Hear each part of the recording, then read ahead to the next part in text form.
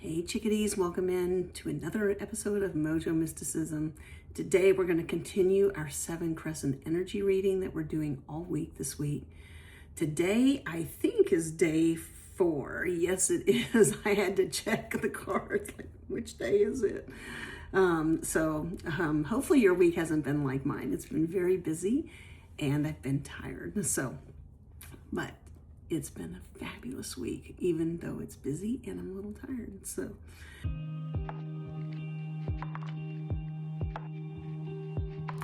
All right, chickadees, welcome into today's episode of Mojo Mysticism. We are continuing our exploration of these 7 crescent energy cards, the energy reading. This is coming out of the Oracle of the 7 Energies, which is a deck by my future bestie, Colette Barron Reed. So, Colette, if you're out there, call me. Give me a call. I miss you. I can't wait to know her. We're going to have so much fun over this. So this is one of my favorite decks. I've mentioned that probably 100,000 times. But today we are on, I think, day 4. Let me see if I can count. Hang on. 1. Yes, day 4. We're on day 4. So let's start with card number 1 and just recap where we've been on our journey so far. So card number 1 was about the past. So this is energy that we've created in our past, the residual of which is still hanging out here today. This card is the storyteller, and this card is asking us to take a look at what we're telling ourselves. The stories that we're telling ourselves are the stories that eventually get reflected back to us from others in our life.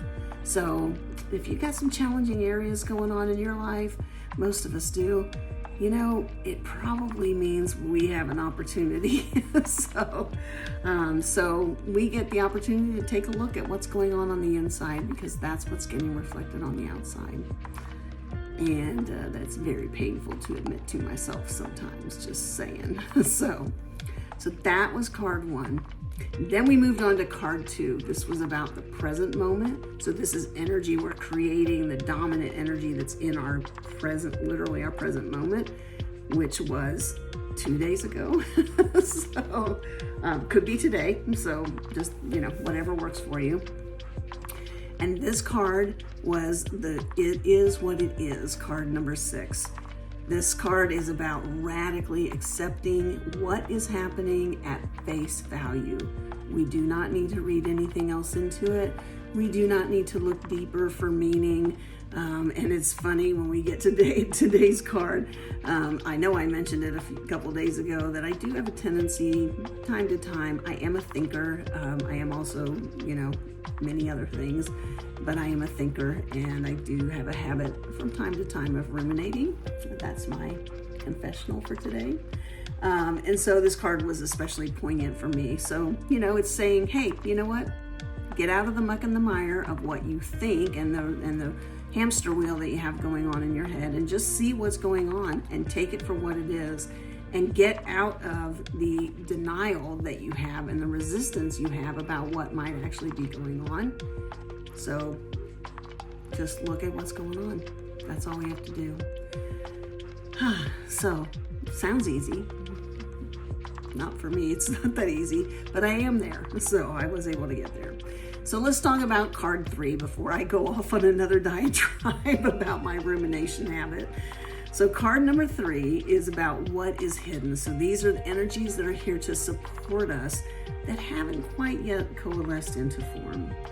And yesterday's card was the Rose's Kiss, card number 9.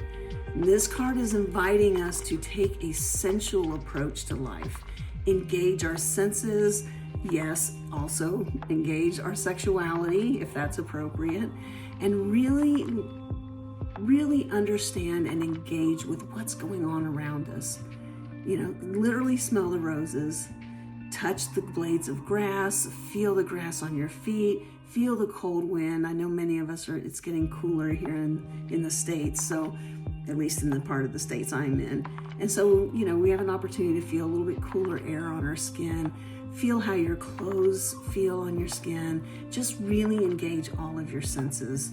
Look at color and enjoy color at a new level, all of it. So that's what what was hidden was inviting us to do, is really kind of open up joy in all of our senses. And I have really had fun with that one the last day or so. It's been great. And today, here we are at card 4. Card 4 represents the obstacle in our current situation.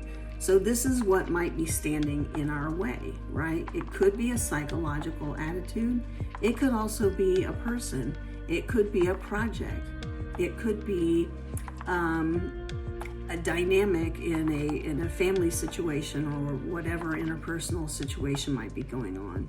It might also just be difficulty with our bodies, right? We may have something in our bodies that's just standing in our way of getting things done. And so the card that we have today that addresses this is card number 14. This is the beautiful uncaging. Now, in numerology, 14 is a 5, and that means freedom, adventure, versatility, and change. So this is what is our obstacle. Could be that we're resisting a little bit of this. So some of the concepts this card is talking about is releasing ourselves from a prison of guilt, right? Definitely looking at ourself and doing a self-inventory and really trying to understand what is going on inside of us. This goes right back to the cards previous this week, especially card number 2. It is what it is. Like, what's really going on? All right, or I think, and also the first card, storyteller, which that was card 17. Like, really looking at what's going on in our life. So last week, in our card pool last week, we were really encouraged to do an assessment, and that theme is continuing on this week. So we're being asked to really look at ourselves, right? Look at where maybe we have not been honest, either with ourselves or with other people. Look at where we maybe haven't taken the opportunity to take accountability for a situation, or whatever the case may be. And also really think about maybe, is it time for me to make amends for some of these things? So, we've all got stuff that we've kind of piled up in the rear view mirror. Sometimes it's in the front view mirror, and sometimes it's also on the side for me. And we get the opportunity from time to time to just kind of clear it out. And that's what this card is asking us to do. Take a good hard look at ourselves, how we're showing up in the world, how we are present, how we are engaging with people and with our work and with our lives at every level, and really understand, where do I need to take some additional accountability in my life? Where do I need to show up differently for not just other people in my life, but for myself, to really honor why I'm here doing the work that I do to begin with? And then also, like, just looking at how we might actually make amends to other people that we may have hurt along the way. That's really important. Just kind of energetically clean up our house. So that theme that we had last week is showing up again here today, and is showing up in the way, or in the card that is for the obstacle. So we are once again being reminded that it's time to clean our house. And I'm talking about our inner house. Time to clean our inner house. Maybe in some cases, put some energetic boundaries in place to help you help your energy stay clean. But focus on that, because once we get out of November, and certainly once we get into 2026, we're going to need to have a clean house so that we can do the work that we're here to do in the world, because it's going to get fast. So, all right, chickadees, that is it for today. I will see you again tomorrow, where we will be looking at card number 5, which is the energy, people, situations that are helping us as we go along our path. So join us today. Please hit subscribe, or join us tomorrow too. You already joined us today. You wouldn't still be watching if you hadn't joined us. So there's that. But join us tomorrow. Hit subscribe. put comments in. Let me know what kind of topics you'd like us to cover in the future. I am entertaining all ideas, and your subscription definitely helps us continue on and make these videos on an almost daily basis. So, all right, with that, I hope you have a wonderful, wonderful day. I love you all, and we will see you next time. Mwah.